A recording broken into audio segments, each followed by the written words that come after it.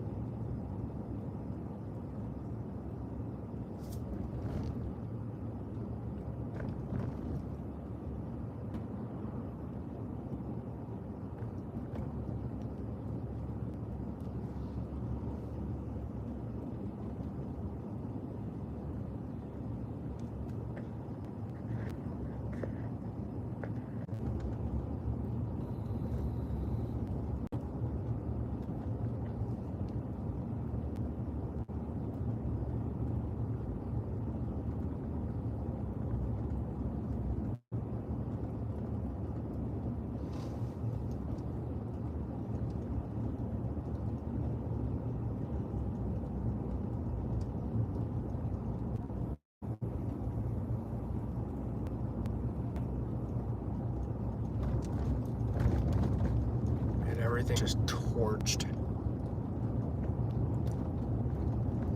We are getting into about to get into the worst area of all of this. You can't even see the sky or the mountain areas. Half of these hills are just completely gone, destroyed. Most areas that you were able to get to were just gone. There's around 700 plus to 1,000 homes that are estimated to be affected during this entire fire, with a 67% containment rate. Most of it's just gone right now.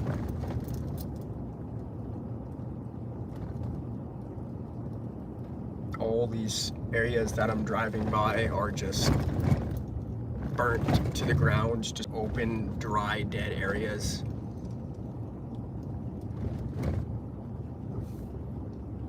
Guess nobody's ever heard of pack it in, pack it out type of deal. The campground that was down here, like, I'm pretty sure people just left their stuff. It's completely gone.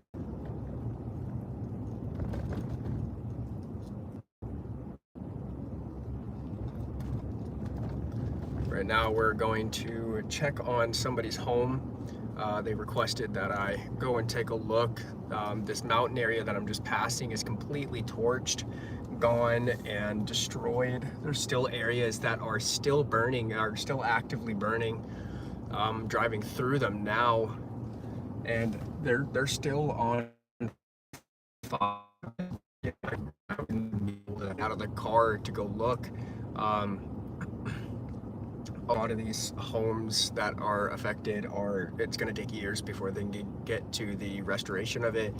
The FEMA Foundation, the International FEMA Foundation, estimated that they would be only able to governmentally assist with half of the amount of damage that has been caused by these fires.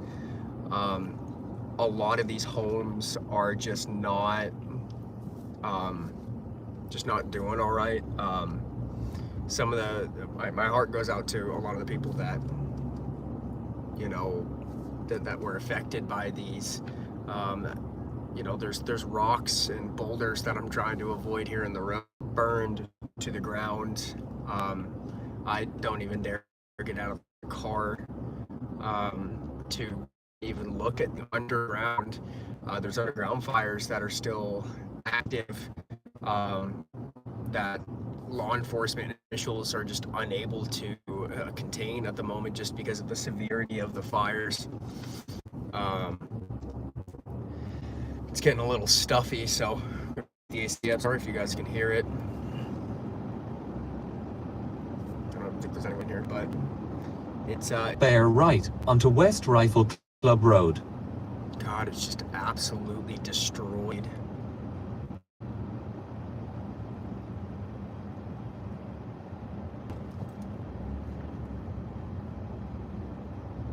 Some of these trees are just knocked down in the road, so making passing them extremely difficult. We're driving by one of the first few neighborhoods that were burned to the ground. A lot of the devastation is just mainly caused, like, by the immense amount of heat. Like, these fires can travel at 30 to 50 miles per hour, and with an if it's not contained in time, it can just go rampant and nobody can do anything about it. Spokane, or even the state of Washington, has not seen a fire this severe Bear right onto West Rifle Club Road, then take the first left onto North Douglas Street. There are still power lines that are still actively burning. Right now we're getting into the first area of a home that looks completely destroyed. I'm gonna actually show y'all how this is right now. I'm gonna turn the camera around. It gives a clear view of just the devastation of all of this. I'm pretty sure they've shut down the roaded areas. We're gonna park and actually just walk on through, continue on foot from here, because it's just difficult to get through. There's law enforcement and everything through here. Some of these homes have just been turn left onto North Douglas Street, destroyed. If you guys take a look over here, these were all homes that were destroyed during this area. We're actually gonna find a nice spot to park, and hopefully we can take a look at the devastation that was caused. In a quarter of a mile, turn left onto North Old Fort Drive. Yeah, right now we're gonna go look at some homes. Everything's just absolutely destroyed.